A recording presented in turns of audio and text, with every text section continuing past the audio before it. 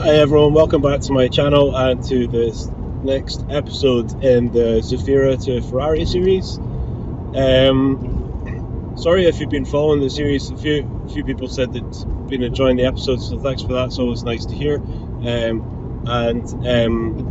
Yeah, sorry, so it's been a couple of weeks before I put anything up. So I have managed to sell the Zafira, which is great, and it ended up selling on Facebook. So after me saying that I didn't hold out great hopes and spending that money on Auto Trader, it ended up selling on Facebook. And I also ended up selling to somebody else I know from school who I hadn't seen for years, so that was nice. So I've also bought the next car for the series, which I'm driving just now, and those of you who are eagle-eyed will maybe be able to figure out what it is, but we'll talk about that in the next one. So basically, talking about the numbers on the Zafira, because obviously people are always interested in hearing about that. I will wait till I've stopped and put up a screenshot of the spreadsheet, so you can see all the costs and things like that. But basically, I bought it for 22, and that was a decent whack more than the people were going to get if they traded it in. So they were thinking about selling it privately, which is why they came in to get a quote to get the bumpers painted. But it would have cost a fair bit to do that, and then they would have got a bit more money for their car probably, but they'd also be kind of under pressure to sell it before they got their new one, I would guess. Otherwise have to insure two cars, etc. So I sort of suggested that, you know, I could maybe buy it from them, because I was looking for stock cars for stock. So that was I think a win for them, because they got a lot more money for the car. That's good. I'm always looking for a win-win with everyone, and sometimes that happens, sometimes it doesn't, but as long as you're not losing too many times, then you can just put it down to experience. So I'll give you the list of the numbers on it, but I had it up at $4,000, and I said that was a firm price. I wasn't accepting any offers, and in the advert I was confident that I could get $4,000 for it. Did over £1,000 worth of paintwork on it. Obviously I didn't pay that, because that's fortunately something that I can do myself, and because For Autos is sponsoring this series, I don't have to pay for the space to do it or the materials. My phone started overheating there, so I've switched to another one. So basically, yeah, so that's how I bought it, and so yeah, always looking for a win-win. So hopefully that was a win for them and a win for me. I didn't have to go anywhere to buy it. I was able to check out the car before I bought it, which was great. So great. And I had up at 4,000, as you know. That was a firm price. I did put that in the advert, so I was confident that it was worth that. And somebody else from school ended up buying it, which was great as well. So he was happy to pay the 4,000, but I did kind of offer him 250 off it. So which most people would probably say, oh, you shouldn't do that, give him any money, but I gave him 250 off it. So he needed a car, and I always sell cars with a clear conscience. So I told him anything and everything I knew about it. I'd driven it to Edinburgh and back, and it had been fine. The only thing that has come on, which actually happened before I kind of took custody of it, was one of the tyre pressure lights came on, but the pressures were all a bit low. They were down at about 30, and they should be at 40, so I pumped them all up. And so anyway, so I told him about that, and told him where the car had been looked after, and he'd done his own research online as well, check things out, which is some of the things I'll talk about, to give you some advice if you're thinking about buying a car. And yeah, so that was all good. So I will put up all the figures on the screen, so you can have a look at the numbers.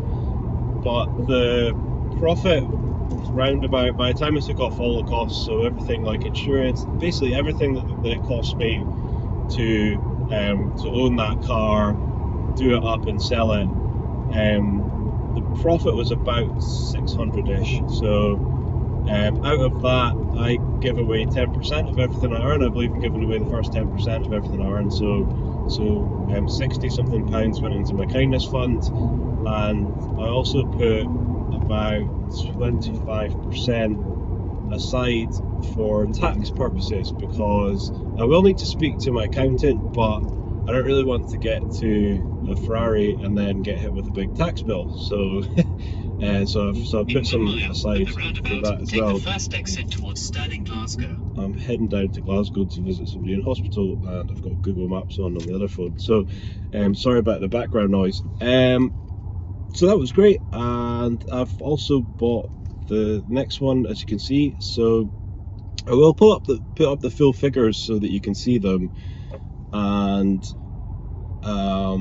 yeah, so the other thing I wanted to talk about was just to give you some advice when you are buying a car. So to talk about the due diligence that I did before I bought this car. So I did look at a few different options. As you know, I like my fun cars. If you're on Facebook, there's pictures of them all on my 4for Autos Facebook. So it's just my name, and then it'll have 4for Autos in brackets, I think.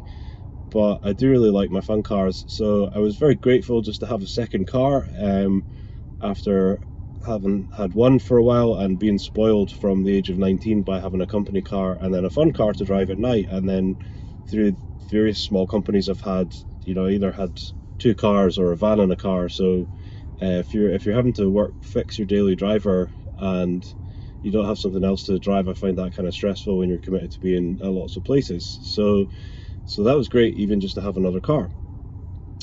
And that actually allowed me to get the gearbox fluid done on the Mercedes, which had been putting off for a while. So anyway,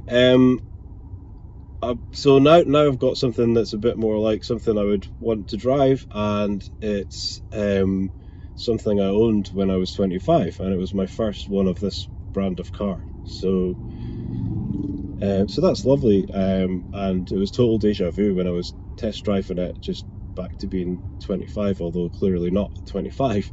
Yeah, so due diligence that I did when I was buying the car and thinking about what to buy. So the way I searched up car options was by going into Auto Trader, and I put in petrol, I put in 0 to 60 in, I think the brackets are like 4 to 6 seconds.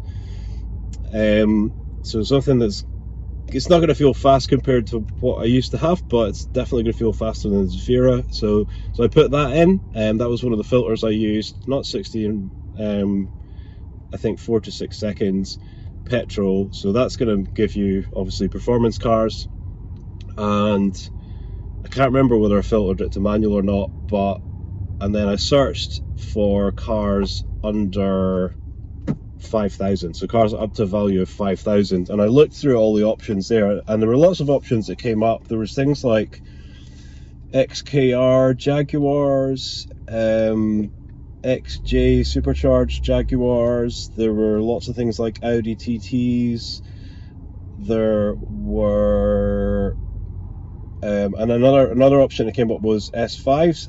I think that's a lot of car for the money, a V8 S5 for under $5,000. I did inquire about one, but I didn't hear back, and it's disappeared, so I'm pretty sure it's sold and they just haven't deleted the advert or had the time to message me back to tell me sorry, it's sold. So that was something I did look quite seriously at, was an S5. That's an awful lot of car for the money, so if you're thinking about buying something under that, in that price bracket, that could be worth considering. I did some due diligence on them. I did actually pay for a walk round of one at Copart. So if you're buying cars from Copart now, you can actually get a video walk round. So that was a Cat N.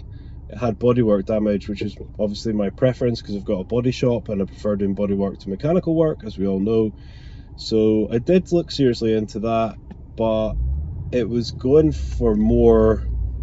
It was kind of quickly out with my budget, and if you're in Scotland and you're buying a car from Copart in England and you don't have time to go and pick it up, it's quite a big consideration by the time you have the auction fees and then transportation, adds quite a lot of costs onto it. So there's some cars that it would maybe be a financially intelligent decision to buy them from Copart, even though you have to pay to get them brought up.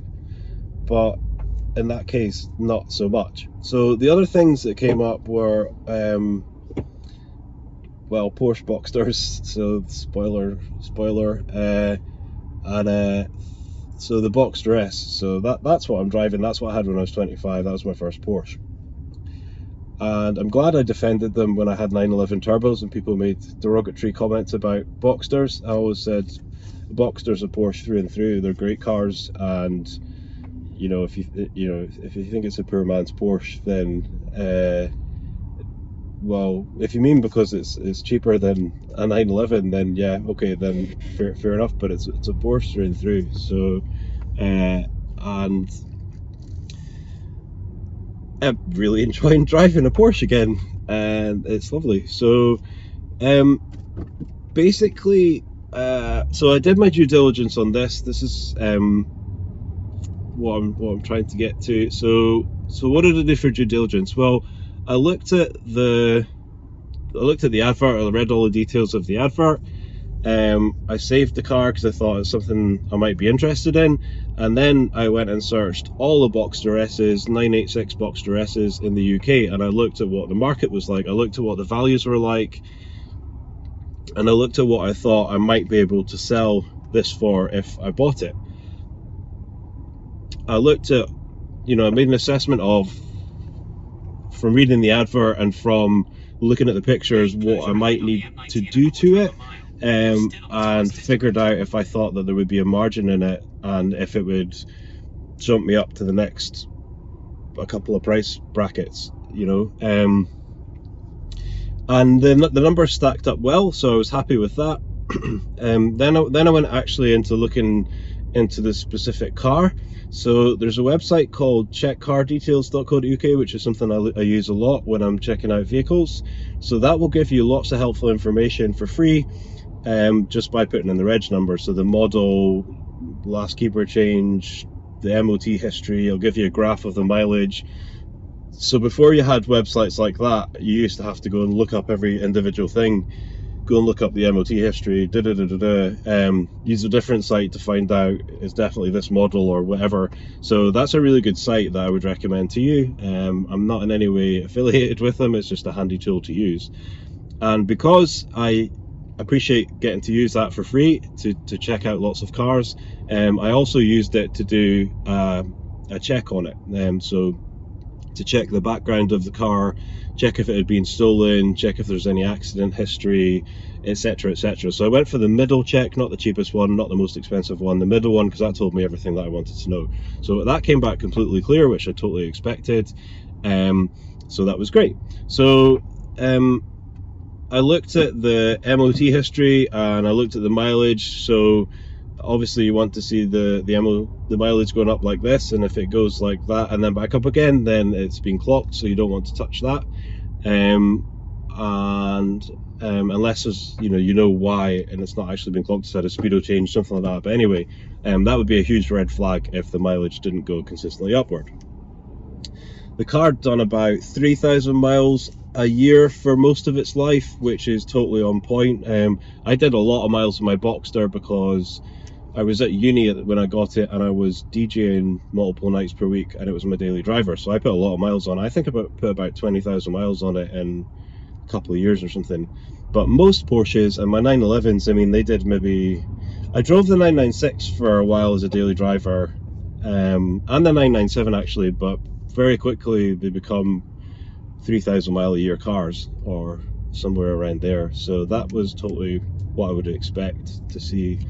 It's generally somebody's fun car that they keep away in their garage and they drive on sunny days and whenever. So I was quite happy with that.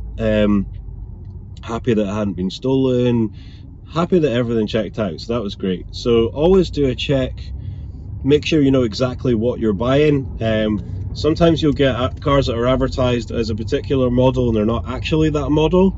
You shouldn't be able to do that on AutoTrader because it should should pull all the details over from DVLA's database for the model and etc. But you will occasionally see a car listed as something, and it's not actually that model. So always use a site like Check Car Details to make sure that it's what it's meant to be. And it's also helpful to see how many keepers it's had, and you know that can affect the value quite a lot if it's a newer car or a particular type of car. Number of owners, it's a good selling point if you're selling a car if it's low owners, but it wouldn't necessarily put me off buying a car just because it had several owners. So that all looked fine. I think I'm maybe the 8th owner of this car in 25 years, so that's really low for its age, and so that's something to consider as well. Number of owners, and also the last V5 keeper change. So if you want to figure out whether it's a genuine private seller or whether it's somebody selling cars out their back door, which is okay, you know, that might be fine if they're doing, you know, things properly. But if you want to figure out whether, you know, that's the case, you can see when the last V5 was issued. So that might tell you that the person's only bought the car a few months before, and that's okay if you know why, but there might be a reason why they bought it a few months before and they're trying to sell it very quickly. So it could be that it just didn't suit them, but it could be because there's a problem with it. So if it's only been owned for a short period of time, I'd highly advise you to find out why that is and make sure that you're happy that the reason that you're being given is true. The guy that had this car had owned it for 6 years, and everything checked out. What he said, you know, he had it stored at his business premises. He was moving into different fields, so he wasn't going to have the premises, so he needed to get rid of the car, and he hadn't really used it in the 6 years that he'd had it, and that was why he was selling it, so that was fine. So At the roundabout, take the take first off here. exit. Yeah, so basically, let's build up a bit of speed. About 26 miles. Continue straight on. Yeah, so basically that was the situation with that. So that's some of the due diligence that you can do, is looking at the value of the car, assessing whether you think, or the asking price of the car, assessing whether you think that it's a good price, by looking at the market, looking at as many examples as you can of the same model and similar age and what's the mileage on it. So those are all things to consider. So another tool that you can use is We Buy Any Car, and it's not meant to be a tool for that purpose, but you can use it as that tool. If you put a reg into We Buy Any Car, it'll give you a valuation on it, and from the only experience of having been there with somebody when they were selling their car, which I went out of interest, I wouldn't assume that you'll definitely get whatever the offer they give you is, because when they went around this car with somebody I was there with at the time, they were marking it down for stone chips and things, and at the age of the car, you know, it's very reasonable to expect it to have stone chips, and it's not going to make any difference to what it fetches at auction. So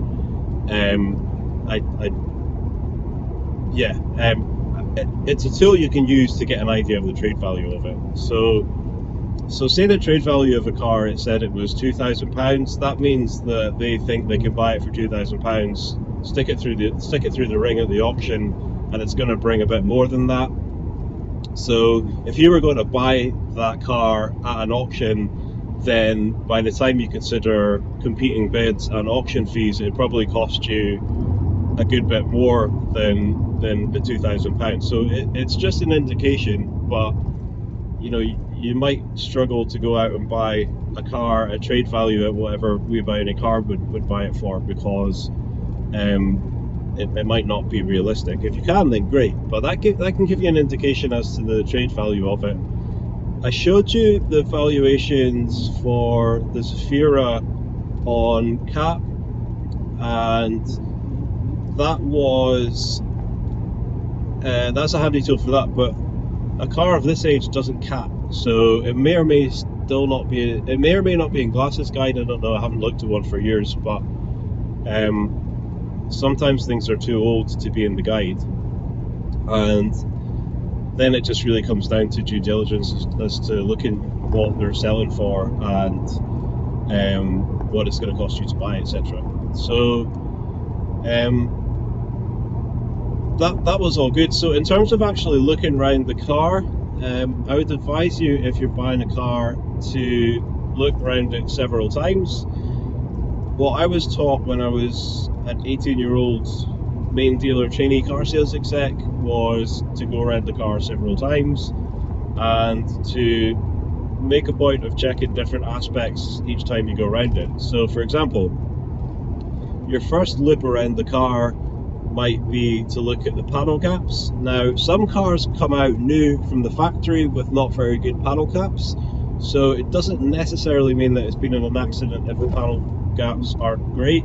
It might have just had a panel replaced for single panel damage, and quite often people will use aftermarket panels because they're a fraction of the price, but it's not going to be perfect factory fit, and that's okay. But have a look around it, look at panel gaps, and see if you can see any evidence of accident damage, because having had some, a panel replaced or whatever, that's not a big deal. A lot of cars, high percentage of cars, have had bodywork done to them for hit a bollard in the supermarket car park or whatever. So but have a look around at the panel gaps to see if you think there is any evidence of accident damage, and then also have a good wander around and look at all the paintwork. And most cars, especially of this age, this is 2001, so there's a very high chance that they're going to have had paintwork done, so that's okay. But have a look around and see what you can see. So on this car, I looked around it and I saw that the front bumper had definitely been painted, and it looked like it had been done with a rattle can, and it's got a dent in the offside rear quarter panel. I will give you a walk around the car at the beginning of the next episode, and then we'll do some work on it. So it has some dings and dents. The offside rear light cluster is cracked, and it had been like that since the guy bought it. I've already ordered one of them, a used one, and the micro switch for there's a latch mechanism on pretty much all convertible roofs, I think, or most of them, this year anyway, definitely, and it needs to detect when the latch is open so it knows it's okay to put the roof down, and that's a little bit dicky, which is a common fault on them. So those were some of the things that I picked out. So when you're going around the car, also look at the wheels, look at the tires, look at the windows. If you want, try and look along the panels from behind. So if you see a car salesman who knows what they're doing appraising the car properly, then you'll see them crouching down at the back of the car and looking along panels, and you can see things like parking dings. You could see evidence of bodywork, etc., etc. So basically, looping around the car lots of times. Don't feel under pressure.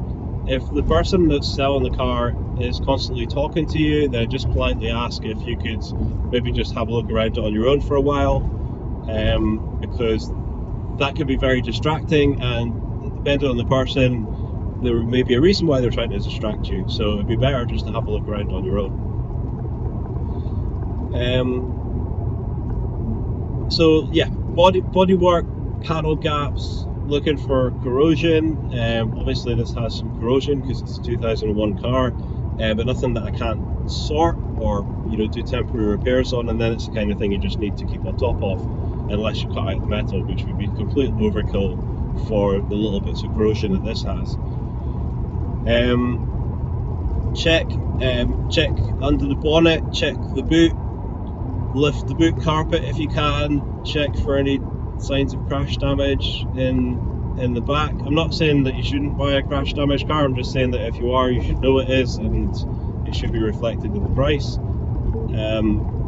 So then the engine's in the back. You can't really, well, it's in the middle, so you can't really see it. You've just got fill levels from the boot. But I had the advantage of the fact that I owned one of these for 2.5 years, and I ran Porsches for about 12 years, so I know them quite well, and how they should behave and how they should sound. and so that was helpful. So if you're looking at a normal car that has the engine in the front, lift the bonnet, have a look at, take the oil cap off when the engine's off, look for any deposits on the oil cap. If it's kind of like a milky white, then it probably means that there's water getting into the cylinders, which could be a head gasket, it could be an oil killer, it could be lots of things. So, but that's definitely something that would be a red flag. Check the dipstick, check for any residue on that, check if the oil looks clean or dirty, check how much oil's in it. Also take the coolant cap off. If it's cold, don't want to do that when it's hot. I will say that on the cap. Stick your finger in the coolant, see if it just feels like water with antifreeze in it, or whether it feels oily. If it feels oily, that could be bad. So you really just want it to feel like water.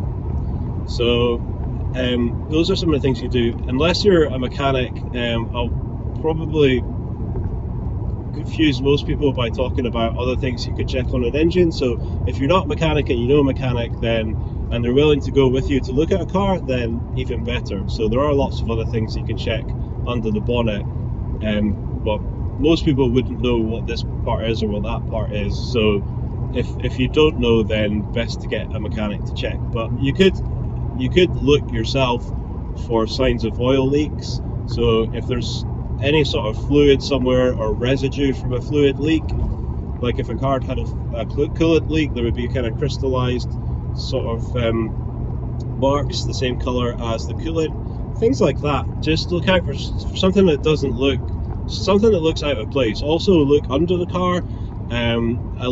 These have got plastic panels along the bottom, like most cars these days. Although Porsche's always way ahead of the game, you'll see things coming out on other cars that were on Porsches 5 or 6 years ago,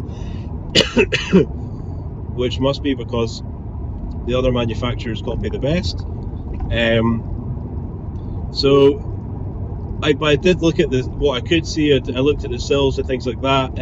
Yeah, there was expected a little bit of corrosion on them, but they are solid, so that's good. And I will spend some time to kind of protect them and stop them getting any worse. Just if look around it, look like everything looks like it's where it's meant to be. Look at the car from a distance. Are the wing mirrors at the same height? Does it look square? Does it look like a straight car? Is the kind of saying. So take your time. Don't be under any pressure. So those are some of the things that you can check out when you're buying a car. Always, always, always, always drive a car before you buy it. Something can look absolutely fantastic and it can be a complete shed. So you want to definitely drive the car. I would always advise you to do that with insurance.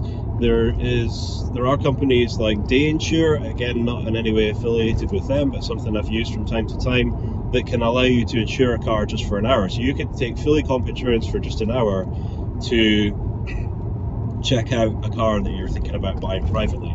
So when you take it for a drive, make sure it starts up nicely. You can look at the temperature gauge to figure out whether they've had it running before you've arrived, or whether you're hearing it from a cold start. If you've had it running from before you arrive, then basically ask them what it's like from a cold start, because there may be a reason why they've left it running. So basically start up, make sure it starts fine. Try and remember to check, that everything works, all the electrics. Obviously I went to try the roof and then the guy said, oh, that stopped working a few days ago, which I think is completely true. And we discussed what the problem was and what the cost was of the part, etc. So you've got the car, you're in the car, it's running, you've had a look around at everything, you made sure that everything works. If you want to check out the air conditioning, it's not the case for every car, but in some cars, if you have the car idling and you press the air conditioning button, often when the compressor starts up, the revs will just blip slightly, they'll just drop slightly because it's running off a belt on the engine, and so just when it engages and it carries the extra load of the compressor, you'll get a little dip. So that is a way, not on every car, but that's a way of knowing on many cars if the actual compressor's working. And then obviously just feeling the air conditioning with your hand. And if the air conditioning is working, there should feel like a bit of a bite to it, so it should kind of nip your hand a little bit. How much and how cold really just depends on different cars. Always remember I had 3 Mitsubishi Evo 6s, which is a car I like very much. The aircon on them is amazing, which is probably because Mitsubishi also manufacture air conditioning systems. So that's something that you could check out. So something you can do as well. I remember my dad always doing this when we were buying cars when we were young, or when he was buying cars when we were young. You can put it in first gear, put your foot on the brake pedal, and then use your heel, if it's manual, use your heel to press the throttle, and then let the clutch out gently, and you can see if it kind of sinks down, and you can see if it just sounds like it's wanting to stall, then that tells you that there's good grip from the clutch. So that's another thing you can check. Check all the gears when it's stationary, make sure it engages into all the gears, does it go into them easily, etc, etc. And then take it for a drive. So you want to make sure that all the gears work. You want to listen for any clunks, knocking noises. When it's safe to do so, you want to take your hands very slightly away from the steering wheel. I'm doing it right now as I say that, and see if the car goes in a straight line. You want to, at some point, if it's a performance car, you really need to get it right up through the rev range to make sure that it's pulling all the way up and it's driving as it should. So I deliberately left this thing. It had already been running before I arrived, so I did ask him how it was in a cold start. And ideally you'd want to hear a car from cold, but that's not always possible, and it doesn't always mean there's a reason. This car started perfectly the next morning from cold start. So you're driving it, your engine's warm, it's been running long enough to get the oil warm, because bear in mind that just because the water temperature is high enough, it doesn't mean the oil's got enough temperature in it. I always loved my VR6 had an oil temperature gauge. It was the first car that I had one, and it was very handy because I would never boot it until the oil was warm. So it needs to be running for a good time, or driving for a good time, to make sure that there's temperature in the oil. And then I took this right up to just below the limiter, just to make sure it was pulling right throughout the rev range. I checked all the gears, every gear, made sure they all worked. I checked that it went in a straight line. I listened out for any clunks, noises. I felt to see if there's any vibrations. These are the main sorts of things that it's a good idea to check out. So you could go on and on with that about different things you could check out, but knocks, bangs, vibrations, is it going in a straight line, do all the gears engage, is it pulling well, is it accelerating well, is it pulling right throughout the rev range, is it kind of hesitating anywhere, these kind of things. So that's something that you want to check. And so also once you get back from driving it, I would then also recommend, after you've given it a good run, and take it for as long a run as you can, I would also recommend then having a look under the car again, see if there's any leaks. You could also turn it off, have another look at the oil cap if you want. Don't take the coolant cap off, because there'll be a lot of pressure in that. So those are the main things that I would check when I was buying a car. So that's a pretty thorough check. It's not doing a full 300-point inspection or an MOT on it or whatever, but it's served me well from having bought thousands of cars, mainly for main dealers, but also lots of cars privately as well. So those are some of the things that I would recommend checking out. I hope that's helpful information for you, and that I haven't rambled too much. So the next episode, I'll put up the full numbers for this and at the end of the video, and then the next episode, what I'll do is I'll give you a walk around the actual car, and I'll talk about some of the stuff we're going to do, and then we'll get stuck in, get working on it, and get this thing looking really, really nice so that we can get a decent price on it, and hopefully move it on and get the next flip. And I am now thinking about just flipping Porsches. I haven't driven a Porsche again. They are a car that I love, and there's just nothing bad about them really. So I might just flip my way up in Porsches to a Ferrari, and then, well, I'll talk about what I'm going to do with that when I sell it, because once I get the Ferrari, I'm going to put it up for sale and enjoy it until it sells, and then we'll talk about what I'm going to do with the money at another time. So there we go.